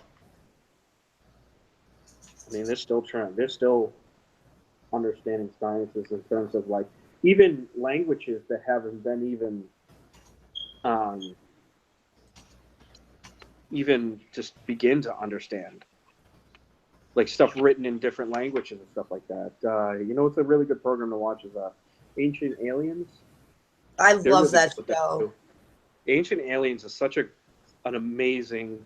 My favorite guy is the guy with the hair. With the hair. Yeah, with Giorgio, is that his name? Yeah, I He's think so. awesome. Giorgio, like that, they make a meme out of that guy so bad. It's like aliens. That show really The guy, interests me a lot. oh, it's a lot of fun.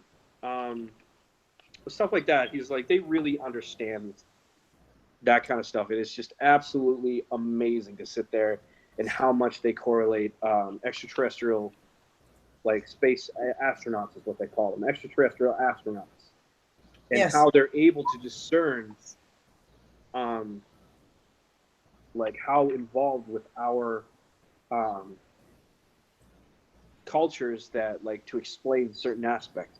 It's just absolutely incredible. It's just phenomenal to hear all like a lot of the education that's put into it. And these guys are just like top notch people. These aren't just some guy with an opinion. These guys are trained like professionals, astrophysicists, Yeah. scientists, philosophers, like mathematicians. They're drawing in a lot of really great minds into explaining these sort of things. One of my biggest all time mentors of all times is Carl Sagan, and he taught a lot. And the thing is that we all every year around March, it's the celebration of the pale blue dot, is what he calls it. And it's an incredible thing to understand. In August, here's something. I believe it's August 22nd. Here's a little fun thing. Do you guys heard of the Mars rover? What is it? The little discovery robot that goes around Oh, Mars. yeah. Yep. On its birthday, every year it sings all by itself "Happy Birthday" to itself That's, while that's it's on there awesome. every year. It actually, I think it's August 22nd, possibly. I remember because when I found this out, I actually put up a little photoshopped image of the Mars rover with a little birthday hat on. So I do post that image a lot for those who want to find me on Facebook. I guys, if you guys, you can get the link from Christina. I post hilarious shit on my Facebook all the time, and I know Christina does have her Haunted Salem page, but if you guys want, I do have a page as well called The Dark Evangelist. I mean, I post some Yep. cool shit on there all the time. Christina posts on the regular, like on a lot of awesome articles. I find like creepy, cool, fun shit, cool images, cool videos, and stuff like that on YouTube. I'm always researching stuff, so I put that set up a few years back, and begin not as many followers as Christina's page. Is I it no got like no no maybe no no 350 people. My sad little page no. has probably like. Evangelist, is it separate from your page? Because I thought it used to be separate, but now it's the same, It right? is. The thing is, I'm connected to both, but they are separate. My personal Facebook page, it is separate. The Dark Evangelist site is actually, it's a fan page, but I am connected to both, and it's directly hardlined into me. So whichever one that you comment on or connect to, it's in direct connection to me, and I instantaneously will answer you. I don't wait like 2 days. I'll go straight to you. So I'm very open on questions on like whatever you ask of me, and I'm pretty good at that. Yeah, I'm I'll posting your multitask. link on chat for everybody. Hold on just a second. I'm on this. I post hilarious crap. Don't get me wrong. I'm always the thing is Oh, so it won't let me. You have to do it, Roger. I'm working on it as we speak. I'm the Dark Evangelist is one word. I'm the type of person that like will always go in it for the laugh.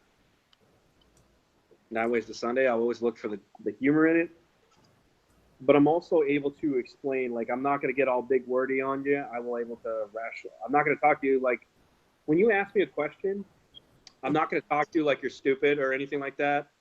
Anybody who asks me a question, I will rationalize it and be able to explain it in something maybe correlated to things like maybe movies or something like that, so you can understand, so you get a better idea of what I'm trying to talk to you about. I'm not going to go big word savvy on you. You know what I mean? Try to give you a bunch of technical terms that you have no fucking clue about. But I'm going to tell you, I'll correlate it and explain it in a way that you probably understand. Even if you're new to a subject. And it's not like a lot of the information at times can be very overwhelming. And the beauty about this is that to learn any of this stuff, you go one step at a time. You don't have to just all of a sudden get a bunch of this shit at the same time just to know what the hell you're talking about. The thing is, go step by step. But the thing is, make a chronicle of it. That's why I tell you, see, that's why you have these. This is why you have notebooks. This is why you have recorders and everything. I mean, I can show you this one. I got a friend request. Yay, Deborah Fawcett, whoever that is. That was really cool. Deborah Fawcett. Hello, whoever that is. One of the last things I can explain to you guys that would be like really cool is that have you ever guys explained to anybody like how, like, you know how you're able to get like voices on DVRs like EVPs, right? What was that? Say that again. Have you ever explained like what EVPs are? In my Haunted Salem, I've posted it many times, but why don't you, we have 15 minutes. Let's talk about it. Okay. Well, if they've probably explained to you this before, how electronic voice phenomenon is probably one of the best pieces of evidence that you can actually honestly get in an active investigation. I mean, it's like the holy grail of all evidence is to get an actual full-bodied apparition on camera. Yes. That's like the hugest holy grail of the entire investigation. If you can get a full-bodied apparition, I applaud you. Please share it. Please show the world if you can. But it's like, but also do be prepared to get a shit ton of critics and a bunch of people that will be out to disprove you 9 ways to Sunday. So, grow up hair and there'll always be someone to try and disprove you. There's always going to be someone to shot you. So, the one thing about EVPs is that first and foremost, you need one of these. You need one of these little DVRs. These are getting cheaper by the minute, is because it's like there's so many different models of it. I mean, the thing is that you don't have to worry about getting a specific one. There are hundreds of different models of a digital voice recorder. This one just happens to be a Sony. I mean, Sony's are really good products. I mean, I trusted these 9 ways to Sunday. These have extendable memory. They have a direct USB. This is the more older connector to a USB. It's one of the old, like the square box ones, as opposed to the newer generation ones. You can also mark during a recording when you're doing it. Now, the way that a EVP is actually recorded, the science of it is that the human voice itself, your human voice, is measured in levels called Hertz levels, spelled Hertz, like the Hertz car rental company. Now, in terms of those levels, the lowest level is 0, and the highest level your voice can go is 3,000. Now, an EVP happens between 0 to 300. And the thing is that the only things that have been able to hear anything within that range is obviously digital voice recorder or a pet's hearing. I was going to say an animal. Well, but yeah, go ahead. That's why you sometimes, like Roger's dogs, they be hearing something, or is your dog Sadie? Sadie, she barks at the air. And then Sadie would just get up and go and then just run off like for no reason. It'd be dead silent. Does it all the time. Their hearing is so attuned to things that normal standard human hearing cannot hear. Now, is she seeing something or is she hearing something? We're still trying to understand that. Children at a very young age are showing signs of seeing things that we still don't understand, and they're reacting to things that we can't see. Also, dogs' sight is they see in the levels that we can't. Yeah, refractions of light that we're still also understanding how, the sight of a dog or a cat is working is because their eyes are biologically, their construct of their eyes are so complex. We're still trying to understand in the perception of light that they're seeing it, or the possession of resolution that they're seeing, to see how we're able to, how so much different they are compared to our own eyesight. So that's why they're seeing something a lot more different than what we're seeing. So we're also, there have been technologies that we're developing that we're seeing called full spectrum cameras. Yep. Where we're able to see on all platforms of light. So we can see things that maybe a dog or a cat can see. In terms of the hearing, EVPs are happening between the 0 to 300 range. And after we record something, we try to throw these things called audio scrubbers, which is ruling out any distortions or any, audio pollution that we're in. I mean, this is by far probably one of the most important pieces of technology you can have. So anybody can be literally a paranormal investigator. You can. It doesn't take certain criteria. I mean, one of the biggest things is to have an open mind. I mean, and then you can get something like this and a basic camera. And there you go. There's your evidence gathering right there. And I love the way to be. I mean, I love collecting them. It's awesome. It's being away. This is actually a communicative tool. Being able to hear them and hear anything, a response or a full sentence or just a simple word or a syllable or some making out is incredible, is because the mind-blowing thing to realize about this is that look what you're doing. You're communicating with something that is beyond our reality. It's amazing. Existence. You're the ones that we have. It's amazing. This is like something out of a movie, that you're communicating with something that is beyond our plane of existence. So how mind-blowing is that? Is just by simply with that. Yeah, it's crazy. It's nuts. It's just incredible. The amount of, and also like one of the biggest incredible things is like being able to explain it, to understand it, to understand why it's happening, to understand how to go about studying it more.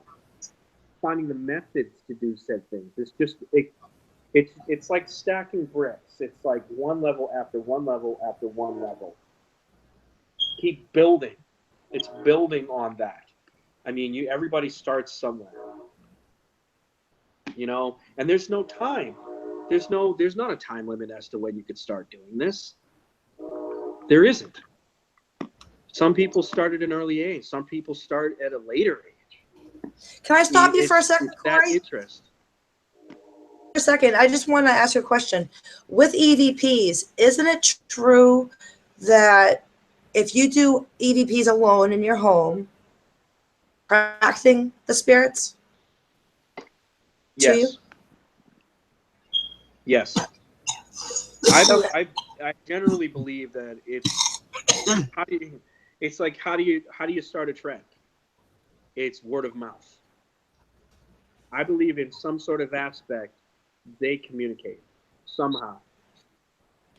And it's like this person, you do a specific thing, and then it's attracting attention. Exactly. Crap, this person can hear me. And then that person tells that person, that person tells that person, that person tells that person. It could happen. You can have free roaming spirits that pick up on this. And you're able to communicate with these people, and they must hone in on this. Yeah. And it's incredible. You're attracting attention. I mean, but there are instances when you think that you're like you go like, okay, I'll try EVP in my house, and you get nothing. But that doesn't always necessarily mean though that your place is not haunted, just because you don't get reactions. Right. The only reason why you're getting a reaction to something when you're investigating is because it's showing signs of intelligence. The other thing that I explained earlier, to reiterate back on what I explained earlier, is the residual haunting. The residual haunting is the fact that these people are playing out the last moments up until their death. And so they're not showing any signs of intelligence is because they're not acknowledging you're even there. They don't even know you're there. They're stuck in the same cycle over and over and over. And it's a very tragic thing to know, but that's what a residual haunting can be. Like I said, just because you get no evidence doesn't mean your place is not haunted. But, maybe your place is not haunted. Maybe there's nothing there. A great way to understand this is look into the back history of your home. Take a look at its history. What was it before it became a living domicile? Or was it always? Was it used for something? Ask around. That's a great way to knowledge is because that way you gauge, you'll have a better understanding why it's like that. Just leads you to the question, why is one place haunted and the other isn't? It's everywhere. It's exactly. Why is it one place is haunted and one there's the other? Yeah. Because there has to have been a situation where it created that. There was a reason why it's haunted. It's because, okay, let's say it's like your house is haunted, mine isn't. Yours is haunted because somebody could have died in that house. Or there was an event that happened that caused a spirit not to move on. My house wouldn't be haunted is because a situation was not created where that could have happened to generate that sort of an event happening. There's three different things. Well, I'd like to think that there's a few different things that actually would generate a haunting. First and foremost would be a traumatic event, a very, very, very traumatic event that caused an expulsion of a lot of emotional energy to happen. A very traumatic event.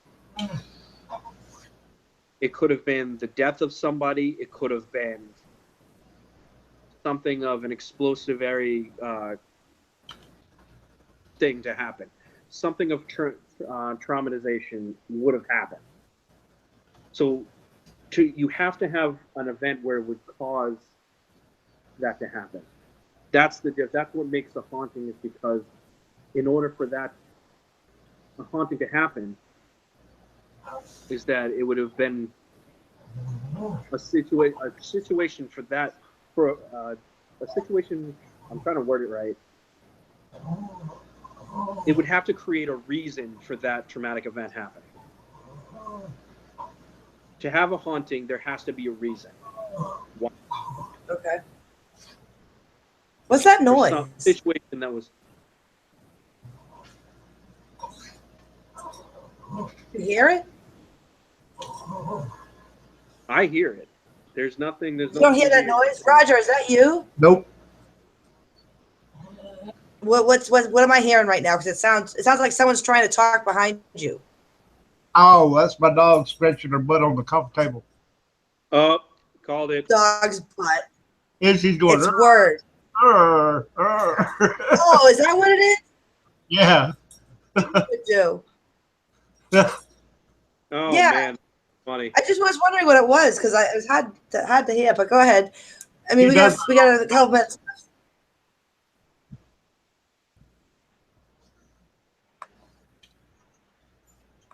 She does that about every 10 minutes or so. So that's something Sadie does. That's funny. She moans. She's moaning. Yeah. That's what I heard. She'd be moaning, all of a sudden I'd be here. Like Deb said, man, debunked. She's, oh, that feels so good. No, you know the funniest thing in the world. I'll be sitting on Christina's couch doing something on my iPad. I'll look over at Sadie. She's like, "Oh, she's looking cute." She cut a loud fart and scared the shit out of herself. She would like fart herself awake. She was scared. That's She funny. like, oh, and then she'd fidget and then realize where she was and then go back to sleep again. She's a character. Oh, it was a riot, just absolute riot to watch that happen. But it's adorable to watch. Don't get me wrong, but it's oh my god, it's so funny. It's right. So I know we have a couple minutes left. Is there any Well, questions? I want to thank you, Corey, for coming on the show. You're absolutely, very, very great. I appreciate it. It's not a problem. I can come on anytime you guys need me to. I'm always Yeah, willing that'd to, be great. I'd love to have you come back. There's a lot of topics we can talk about. Yeah, you guys can pick my brain anytime you need me to. I love picking your brain. You know that. My brain great, is one. Great brain to pick. Trust me.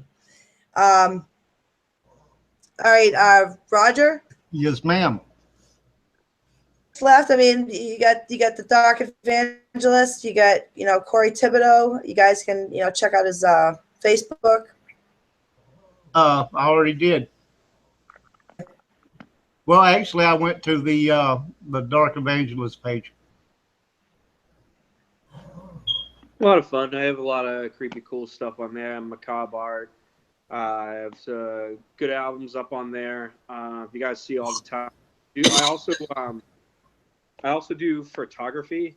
Yeah, I was gonna say photography. I do a lot of photography. I do it professionally. I've been doing I do get clients every once in a while, and I'm always taking pictures, and I'm always like encouraging people if they ever wanted to, learn about it and understanding what makes a good picture. How do I create like these crazy cool images? It's like most of the time I end up using myself as as an example to work on projects all the time. Like, how the hell do you do these things and stuff like that? Well, it's like I can teach you honest to God ways to like really, really get into it. And I mean, first step is just taking the picture. After that, that's where the real fun begins. And like how to like developing an eye for such things. How to develop like, what makes a good camera? What kind of camera to use? And it gets really fun. So if anybody wants to do like is interested in that or interested in pictures, by all means, drop me a line. Let me know. I'm not one to charge. That's what's really cool. I mean, my favorite thing to tell people is that if they want like pictures done and stuff like that, if it doesn't cost me any money, press a button. Why shouldn't you? You do it because you love to do it. But that's what I mean. All right. Anyway, Great show. thanks, Corey, for coming on. It's been awesome. Thanks, everybody in chat. You guys rock. And girls. My pleasure. Thank you, everybody in chat. Those who were there but not in the chat room, just watching and listening, we appreciate you too.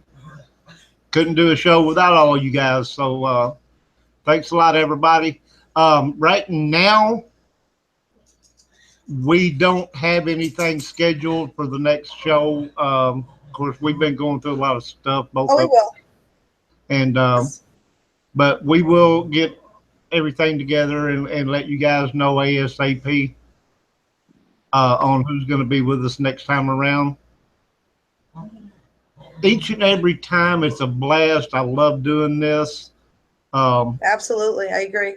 We have so many interesting people, and everybody's a little different. A lot of same, but everybody's a little different. Yep. So it's really. I wanted to say if there's anybody who has any questions on things that I covered during the show or anything of that nature, or something you wanted to elaborate on, don't get me wrong, feel free to ask. Literally, contact Christina, contact Roger, contact me. You can contact me directly. I'm very open for that. I do wanted to know if you guys wanted to contact me like directly for a cell phone or text message. My number is actually posted publicly, so don't be afraid to drop me a line. Talk to me directly. Now, if there's like I said before, if there's any subjects that you wanted to elaborate on more in depth that we covered in the show, that you wanted to talk outside the show, that's really awesome. Like, I would be more than happy to talk about it, like, or something specific subject that you want to talk about. I'm always open for that. All right. I mean, it Great. would be awesome idea for another show, Yeah, we will definitely have you back on again. Everybody wants you to come back, so we're gonna have to do this again here real soon. And most definitely. Besides your Facebook links, if you have a web page or anything like that, if you want to give out. Pretty simple. Those are the only two I currently am on. I'm also on Snapchat and Instagram. So I mean, if you hit me up with one of those, I'll let you know about that too. I'm usually on most social media aspects, so I'm pretty good with that as well. If you guys stick to one form of social media, I'm on most of them. So there's not really any gray area that I can't communicate in. So I mean, I'm pretty good with that too. And most of the things that I post on there, it's pretty enjoyable, pretty funny crap. I'm very in tune. You see a lot of my friends and family on there all the time. So very personal in that aspect. Awesome. Well, thanks again, Corey. And thank you, everybody, and good night. Good night, everybody. We'll see you next time. And if you can't be normal, be paranormal.